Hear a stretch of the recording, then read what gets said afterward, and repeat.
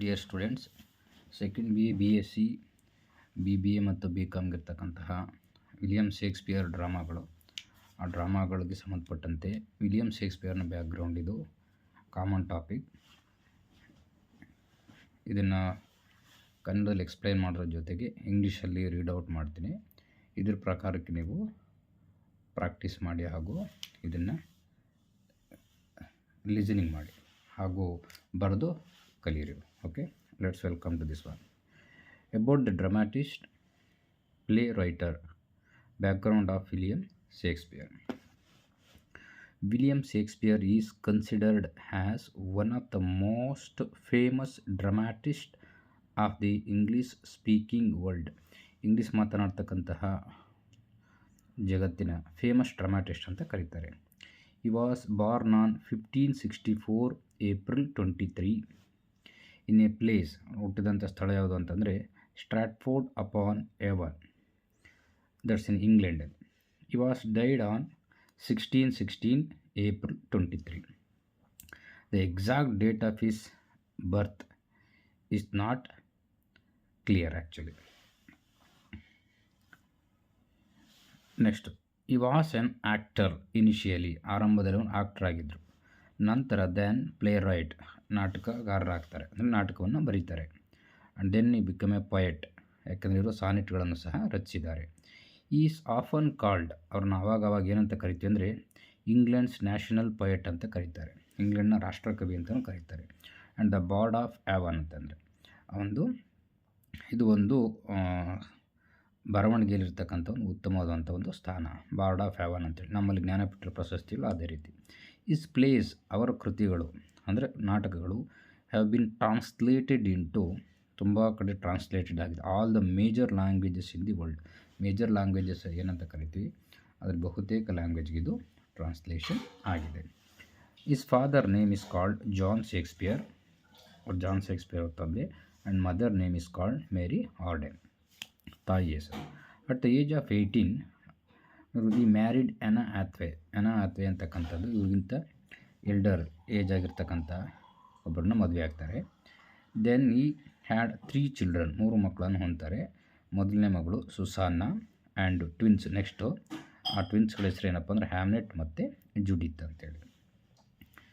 Next when their family move to ಲಂಡನ್ಗೆ ಅವರ ಕುಟುಂಬ ಸ್ಟ್ರಾಟ್ಫೋರ್ಡ್ ಅಪಾನ್ ಏವನ್ನಿಂದ ಲಂಡನ್ ಮೂವ್ ಆಗುತ್ತೆ. ಈ began a successful career in London as an actor. ಲಂಡನ್ನಲ್ಲಿ ಒಬ್ಬ ಸಕ್ಸಸ್ಫುಲ್ ಆ್ಯಕ್ಟರ್ ಆಗಿ, ರೈಟರ್ ಆಗಿ ಆ್ಯಂಡ್ ಪೊಯೆಟ್ ಆಗಿ ಹೊರಹೊಮ್ತಾನೆ. ಈ was also become a theatre partner, ಅವನೊಂದು ಥಿಯೇಟ್ರಿಗೆ ಪಾರ್ಟ್ನರ್ ಆಗ್ತಾನೆ. ಆ ಥಿಯೇಟ್ರ್ ಹೆಸರು ಏನಂದರೆ ಅದು ಗ್ಲೋಬ್ ಥಿಯೇಟ್ರ್ ಅಂತೇಳಿ. ನಂತರ ಈಸ್ ಅರ್ಲಿ ವರ್ಕ್ಸ್ ಅಂದರೆ ಪ್ಲೇಸ್ ಪ್ರೈಮರಿಲಿ ಯಾವುದಾಗಿರ್ತಪ್ಪ ಅಂದರೆ comedies and historical plays. Then wrote many tragedies, ನಂತರದಲ್ಲಿ ಟ್ರಾಜಿಡೀಸ್ಗಳನ್ನು ಸಹ ಬರೀತಾರೆ. ಅಮಾಂಗ್ ದೇಮ್ ಅದರಲ್ಲಿ ತುಂಬ ಫೇಮಸ್ ಯಾವುದಪ್ಪ ಅಂತಂದರೆ Hamlet, Othello, King Lear and Macbeth. ಇದು ನೆನ್ಪಿಟ್ಕೋಬೇಕಾದ್ರೆ HOKM ಅಂತೇಳಿ. ನಂತರ it is considered the finest works in English literature. ಈ ಡ್ರಾಮಾಗಳನ್ನು ಫೈನೆಸ್ಟ್, ತುಂಬ ಅತ್ಯದ್ಭುತವಾದ ನಾಟಕಗಳು ಅಂತ ಕರೀತಾರೆ ಇಂಗ್ಲೀಷ್ ಲಿಟ್ರೇಚರಲ್ಲಿ. They are also called as dark tragedies ಅಂತಲೂ ಸಹ ಕರೀತಾರೆ. In his last phase of his life, ಅವನ ಜೀವನದ ಕೊನೆ ಹಂತದಲ್ಲಿ ಈ ರೋಟ್ ಟ್ರಾಜಿಡಿ ಕಾಮಿಡೀಸ್ಗಳನ್ನು ಬರೀತಾನೆ. ಟ್ರಾಜಿಡಿ ಮತ್ತು ಕಾಮಿಡಿ ಮಿಕ್ಸ್ ಇರ್ತಕ್ಕಂಥದ್ದು. ಇವುಗಳನ್ನ these are also called as ರೊಮ್ಯಾನ್ಸಸ್ ಅಂತಲೂ ಕರೀತಾರೆ. ಅವುಗಳು ಯಾವುದಪ್ಪ ಅಂತಂದರೆ ದ ವಿಂಟರ್ಸ್ ಟೇಲ್ ಅಂತಕ್ಕಂತಹ ನಾಟಕ ಆ್ಯಂಡ್ ದ ಟೆಂಪೆಸ್ಟ್ ಅಂತಕ್ಕಂಥದ್ದು ನಾಟಕ ಅದು. ನಂತರ ಭಾಳ ಒಂದು ಇಂಟ್ರೆಸ್ಟಿಂಗ್ ವಿಚಾರ ಅಂತಂದರೆ all is works published after is death. ಅವರು ಸತ್ತ ನಂತರ ಈ ಕೃತಿಗಳು ಪ್ರಕಟಗೊಳ್ಳುತ್ತವೆ. ಯಾಕೆಂದರೆ ಪ್ರಕಟಗೊಳ್ಳೋದಕ್ಕೋಸ್ಕರ ಬರೀಲಿಲ್ಲ ಅವರು, ಪೋಸ್ತಮಸ್ಲಿ ಅಂದರೆ ಮರಣೋತ್ತರವಾಗಿ. ಯಾರು ಬೈ ಈಸ್ ಫೆಲೋ ಆಕ್ಟರ್ಸ್, ಅವರ ಒಂದು ಫೆಲೋ ಆಕ್ಟರ್ ಯಾರಪ್ಪ ಅಂತಂದರೆ ಜಾನ್ ಹೆಮಿಂಗ್ಸ್ ಅಂತಕ್ಕಂಥದ್ದು, ಮತ್ತು ಇನ್ನೊಬ್ಬರು ಹೆನ್ರಿ ಕಾಂಡೆಲ್ ಅಂತಕ್ಕಂಥವ್ರು. ಅದನ್ನು ಯಾವ ರೀತಿಯಲ್ಲಿ ಪಬ್ಲಿಷ್ ಮಾಡಿಸ್ತಾರೆ ಅಂದರೆ as in the form of first folio. ಇದು ಒಂದು ಫಸ್ಟ್ ಫೋಲಿಯೋ ಅಂತಂದರೆ ಒಂದು ಹಾಳೆಯನ್ನು 4 ಭಾಗ ಮಾಡಿ ಮಡಿಸಿದಾಗ ಹೇಗೆ 4ನೇ ಒಂದು ಭಾಗ ಆಗುತ್ತೋ ಆ ರೂಪದಲ್ಲಿ ಇವರು ಪುಸ್ತಕವನ್ನು ಪ್ರಕಟಿಸ್ತಾರೆ. ನಂತರ its first preface includes a poem by Ben Jonson his famous epitaph. ಈ ಒಂದು ಪ್ರಕಟಗೊಂಡಂಥ ಪುಸ್ತಕದ ಮೊದಲ ಪೂರ್ವಿಕ ಪೀಠಿಕೆಯಲ್ಲಿ ಬೆನ್ ಜಾನ್ಸನ್ ಅಂತಕ್ಕಂಥ ಇಂಗ್ಲೆಂಡ್ ಇನ್ನೊಬ್ಬ ಫೇಮಸ್ ಕವಿ ಆ ಒಂದು ಲೈನನ್ನು ಬರೀತಾನೆ.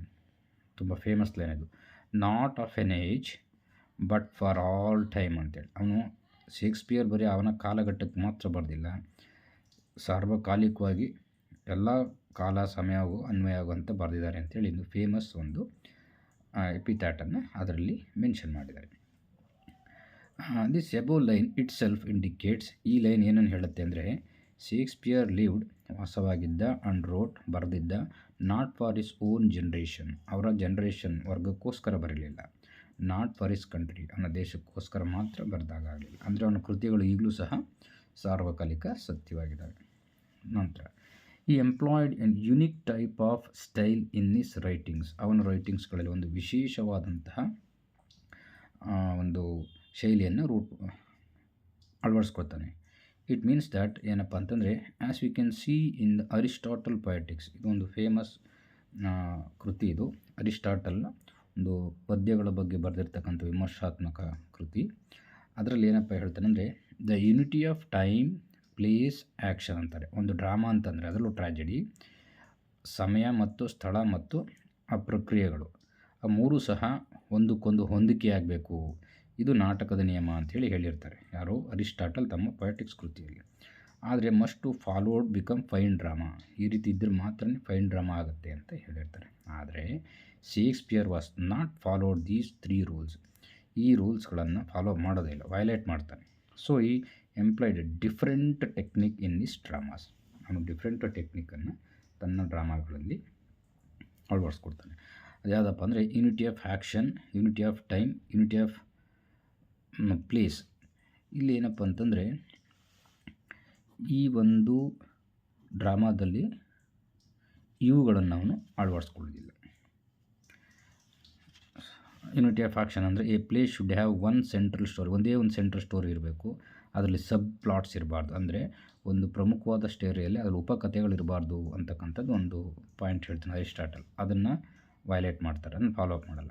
ಯೂನಿಟಿ ಆಫ್ ಟೈಮ್ ಅಂತ ಹೇಳ್ತಾರೆ, entire action of the play should be within the single day, 24 hours ಪೀರಿಯಡಲ್ಲಿ ಒಳಗಡೆ ನಾಟಕ ಆರಂಭವಾಗಿ ಮುಗಿಯೋ ರೀತಿ ಇರಬೇಕು ಸ್ಟೋರಿ ಕತೆ ಅಂತ ಹೇಳಿ ಇದು ಮಾಡ್ತಾನೆ, ಅದನ್ನು ಸಹ ಫಾಲೋ ಅಪ್ ಮಾಡಲ್ಲ. ನೆಕ್ಸ್ಟು ಯೂನಿಟಿ ಆಫ್ ಪ್ಲೇಸ್ ಅಂತೇಳಿ, ಸ್ಥಳ, all event should be taken in a place and single location, ಒಂದೇ ಲೊಕೇಶನಲ್ಲಿ ಜರುಗಬೇಕು ಅಂತ ಹೇಳ್ತಾರೆ. ಈ ಒಂದು ನಿಯಮವನ್ನು ಮೀರಿ ಬರೀತಾರೆ, ಇದರ ಇನ್ನೊಂದು ವಿಶೇಷತೆ. ಹಾಗಾಗಿ ಇದರಲ್ಲಿ ವೈವಿಧ್ಯತೆಗೆ ಅವಕಾಶ ಆಯಿತು.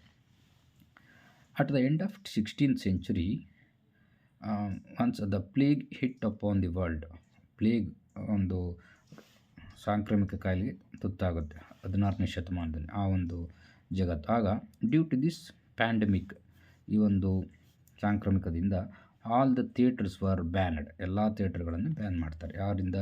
By Queen Elizabeth of England, Elizabeth ರಾಣಿ England.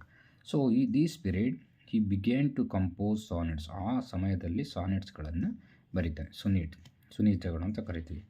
That means sonnet and 14 lines short poem of his own kind, ಅವನ ಒಂದು ವಿಶೇಷತೆ, ಅವನದೇ ಒಂದು ಶೈಲಿಯಲ್ಲಿ ಬರೀತಾನೆ. ಅವುಗಳನ್ನು ಏನಂತ ಕರಿತೀವಿ ಅಂದರೆ ಶೇಕ್ಸ್ಪಿಯರನ್ ಸಾನೆಟ್ಸ್ ಅಂತ ಕರಿತೀವಿ. Next generally sonnet means short poem of 14 lines, 14 ಸಾಲಿನ ಪದ್ಯ. It is divided into 2 parts, 2 ಪಾರ್ಟ್ಗಳಾಗಿ ಡಿವೈಡ್ ಮಾಡ್ತಾರೆ. ಫಸ್ಟ್ 8 linesನ್ನು ಆಕ್ಟೇವ್ ಅಂತ ಕರಿತೀವಿ, ಇಂದ ಫಸ್ಟ್ ಸ್ಟ್ಯಾಂಜ ಇರುತ್ತೆ, and then forward by 6 lines ಇರುತ್ತೆ. ನೆಕ್ಸ್ಟ್ ಸೆಕೆಂಡ್ ಪಾರ್ಟ್ ಆ ಪದ್ಯದಲ್ಲಿ ಅದನ್ನು ಸಸ್ಟೇಟ್ ಅಂತ ಕರಿತೀವಿ. ಸೊ ಈ ಎಂಪ್ಲಾಯ್ಡ್ ಯುನಿಕ್ ಡಿವಿಷನ್ ಇನ್ ಈ ಸಾನೆಟ್, ಆದರೆ ಇವನು ಒಂದು ವಿಶೇಷವಾದಂತಹ ಡಿವಿಷನನ್ನು ಸಾನೆಟಲ್ಲಿ ಮಾಡ್ಕೋತಾರೆ. ಅದ್ಲೇನಪ್ಪ ಅಂದರೆ 4 lines of 3 stanzas of 4 lines of each, that means quarter ಅಂತ ಕರಿತೀವಿ. 4 ಸಾಲಿನ ಮತ್ತು 3 ಸ್ಟ್ಯಾಂಜಾಗಳಿರ್ತಕ್ಕಂಥದ್ದು. ರಿಮೈನಿಂಗ್ 2 ಏನಿರುತ್ತೆ, finally followed by 2 lines of concluding couplet ಅಂತ ಕರಿತೀವಿ. ಕನ್ಕ್ಲೂಡಿಂಗ್ ಕಪ್ಲೆಟ್ ಅಂದರೆ 4 ಸಾಲಿನ 3 ನಂತರ 12 ನಂತರ 2 ಲೈನ್ ಉಳ್ಕೊಂಡಿದ್ದೇನೆ, ಕೊನೆಯ ಕನ್ಕ್ಲೂಡಿಂಗ್ ಲೈನ್, ಇದು ಆ ಪದ್ಯವನ್ನು ಎಂಡ್ ಮಾಡ್ತಕ್ಕಂಥದ್ದು ತಾರ್ಕಿಕವಾಗಿ.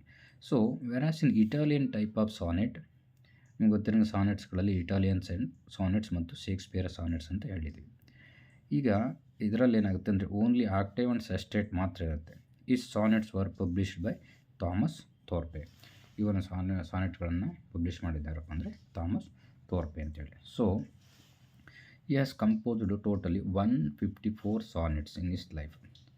ಅದರಲ್ಲಿ which are again divided into 3 types. ಸಾನೆಟ್ಗಳನ್ನು ಮತ್ತೆ 3 ಭಾಗ ಮಾಡಿದ್ದಾರೆ. ಈ 154ನ 3 ಟೈಪಲ್ಲಿ. ಸಾನೆಟ್ ನಂಬರ್ 1 to 126 ಆ ಸಾನೆಟ್ಗಳನ್ನು ಪ್ರೊವೊಕೇಶನ್ ಸಾನೆಟ್ಸ್ ಅಂತ ಕರೀತಾರೆ. ಯಾಕೆಂದರೆ to provoke his friend and prince, ಅವನೊಬ್ಬ ಯುವರಾಜ ಮತ್ತು ಕ್ಲೋಸ್ ಫ್ರೆಂಡು ಅವರನ್ನು ಮದುವೆ ಆಗಲಿಕ್ಕೆ ಪ್ರೊವೋಕ್ ಮಾಡಲಿಕ್ಕೆ ಬರೀತಕ್ಕಂಥದ್ದು, to get married. Then and sonnet number 127 ಅಂದರೆ 126 127 to 152 are called as love poems ಅಂತ ಕರೀತಾರೆ. ಅದನ್ನು deals with is love for a lady known as black lady of unknown lady. ಒಬ್ಬ ಕಪ್ಪುಗಿರ್ತಕ್ಕಂಥ ಹುಡುಗಿಯನ್ನು ಪ್ರೀತಿಸಿರ್ತಾನೆ. ಅವಳಿಗೆ ಡೆಡಿಕೇಟ್ ಮಾಡಲಿಕ್ಕೆ, ಅವಳ ಪ್ರೇಮ ನಿವೇದನೆಯ ಒಂದು ವಿಚಾರವಾಗಿ ಬರೆದಿರ್ತಕ್ಕಂಥದ್ದು, ಅಂದರೆ ಆ ಸಾನೆಟ್ಗಳು ಅವಳ ಬಗ್ಗೆ ಬರೆದಿರ್ತಕ್ಕಂಥದ್ದು. ನಂತರ ಫೈನಲಿ 2 ಪೊಯಮ್ಸು ರಿಲಿಜಿಯಸ್ ಪೊಯಮ್ಸ್ ಆಗಿರ್ತದೆ. ಸೊ ಇನ್ನು ಪ್ಲೇಗಳಿಗೆ ಬಂದರೆ ಜನರಲಿ ಈ ಪ್ಲೇಸ್ ಅಂದರೆ ನಾಟಕಗಳನ್ನು ಡಿವೈಡ್ ಇಂಟು 4 ಟೈಪ್ಸ್ ಆಗಿ ವಿಭಾಗ ಮಾಡ್ತಾರೆ. ಇದು ಟೋಟಲ್ 154 ಏನು ಡ್ರಾಮಾಸ್ ಬರೆದಿರೋದು 4 ಕ್ಯಾಟಗರಿಯಲ್ಲಿ ಇಡೋದಾದರೆ, ಕೆಲವೊಂದು ಆ ಇಂಗ್ಲೆಂಡ್ ಹಿಸ್ಟೋರಿಯನ್ನು ತಿಳಿಸೋ ರೀತಿ ಇದೆ, ಬ್ಯಾಕ್ಗ್ರೌಂಡ್ ಸ್ಟೋರಿ, ಹಾಗಾಗಿ ಅದನ್ನು ಹಿಸ್ಟಾರಿಕಲ್ ಪ್ಲೇಸ್ ಅಂತ ಕರೀತಾರೆ. ನೆಕ್ಸ್ಟು ಕಾಮಿಕ್ ಎಲಿಮೆಂಟ್ ಇರ್ತಕ್ಕಂಥದ್ದನ್ನ ಕಾಮಿಡೀಸ್ ಅಂತ ಕರೀತಾರೆ. ನೆಕ್ಸ್ಟು ಟ್ರ್ಯಾಜಿಡಿ, ದುರಂತ ನಾಟಕಗಳನ್ನ ಟ್ರ್ಯಾಜಿಡೀಸ್ ಅಂತ ಕರೀತಾರೆ. ನೆಕ್ಸ್ಟು ರೊಮ್ಯಾನ್ಸಸ್ ಅಂದರೆ ಅನ್ಯೂಶುವಲ್ ಥಿಂಗು ನಡೀತಕ್ಕಂಥದ್ದು, ಆಲ್ರೆಡಿ ಹೇಳಿದ್ದೀನಿ. ಸೊ ಅವುಗಳನ್ನು ಕಲ್ಪನೆ ಇದರಲ್ಲಿ ಬರೆದಿರ್ತಕ್ಕಂಥದ್ದನ್ನು ರೊಮ್ಯಾನ್ಸಸ್ ಅಂತ ಕರೀತಾರೆ. So the themes of this plays are fresh and new. ಇವರೇನು ನಾಟಕಗಳಲ್ಲಿ ಇವರು ಸಂದೇಶ ಹೇಳೋದು ತೊಗೊಂಡಿದ್ದಾರೆ ಅದೆಲ್ಲದೂ ಸಹ ಫ್ರೆಶ್ ಮತ್ತು ಹೊಸದಾಗಿ ಕಾಣುತ್ತೆ. Which are applicable for human kind, ಒಬ್ಬ ಮನುಷ್ಯ ಜನಾಂಗಕ್ಕೆ ಯಾವಾಗಲೂ ಅಪ್ಲಿಕೇಬಲ್ ಆಗುತ್ತೆ. As long as exist in this world, ಮನುಷ್ಯ ಎಲ್ಲಿವರೆಗೂ ಪ್ರಪಂಚದಲ್ಲಿರ್ತಾನೋ, ಎಲ್ಲಿವರೆಗೂ ಇರ್ತೋ ಅಲ್ಲಿವರೆಗೂ ಸಹ ಈ ಥೀಮ್ಗಳು ಅಪ್ಲೈ ಆಗುತ್ತೆ. Which made him still popular writer, ಹಾಗಾಗಿ ಇವನ್ನ ತುಂಬ ಪಾಪ್ಯುಲರ್ ರೈಟರ್ ಆಗಿ ಪರಿಗಣಿಸ್ತಾರೆ. ಇದನ್ನು ರೀಡ್ ಔಟ್ ಮಾಡ್ತೀನಿ, ಅದೇ ರೀತಿ ನೀವು ಕಾನ್ಸಂಟ್ರೇಟ್ ಮಾಡಿ ಲಿಸನ್ ಮಾಡಿ. William Shakespeare is considered as one of the most famous dramatists of the English-speaking world. He was born on 1564 April 23 in a place called Stratford-upon-Avon, England. He was died on 1616 April 23. Next, he was an actor initially, then playwright, poet. He is often called England's national poet and the Bard of Avon. His plays have been translated into all the major languages in the world. His father name is called John Shakespeare and mother name is called Mary Auden. At the age of 18, he got married to Anne Hathaway. Then he had 3 children, Susanna, and twins called Hamnet and Judith. When their family moved to London, he began a successful career in London as an actor, writer, and poet. He was also become a theatre partner to the Globe Theatre.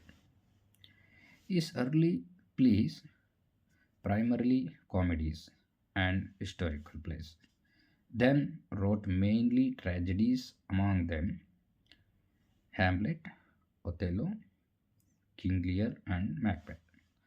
These dramas are considered as the finest works in English literature. They are also called as dark tragedies. In his last phase of his life, he wrote tragicomedies. These are also called as romances, such as The Winter's Tale and The Tempest.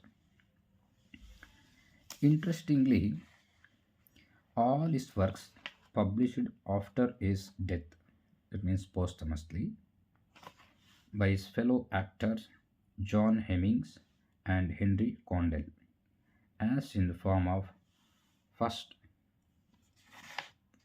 folio. Then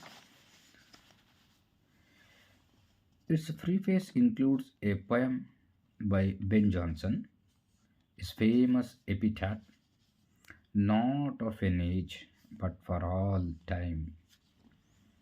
This above line itself indicates Shakespeare lived and wrote not for his own generation, not for his own country. He employed unique technique of style in his writings. It means as well as we can see in Aristotle Poetics, as we can see in Aristotle Poetics, the unity of time, place, action must be followed to become fine drama. But Shakespeare was not followed these three rules, so he employed different techniques in his dramas. Unity of action means a play should have one central story. That means no subplots. Secondly, unity of time. The entire action of the play should be written in a single day. That means within 24 hours period. Next one, unity of place. That means all events should be taken place in a single location. But at the end of 16th century, once the plague hit upon the world, due to this pandemic, all the theatres were banned by the Queen Elizabeth of England. In this period, he began to compose sonnets of his own kind called Shakespearean sonnets. Generally, a sonnet means a short poem of 14 lines. It is divided into two parts, 8 lines of octave, first stanza, and followed by 6 lines of second part called sestet. He employed unique division in his sonnet. 4 lines of 3 stanzas of 4 lines of each, that means called quatrain, finally followed by 2 lines of concluding couplet. Whereas in Italian type of sonnet, only octave and sestet is there. Now, his sonnets were published by Thomas Thorpe, a person. He has composed totally 154 sonnets in his life, which are again divided into 3 types.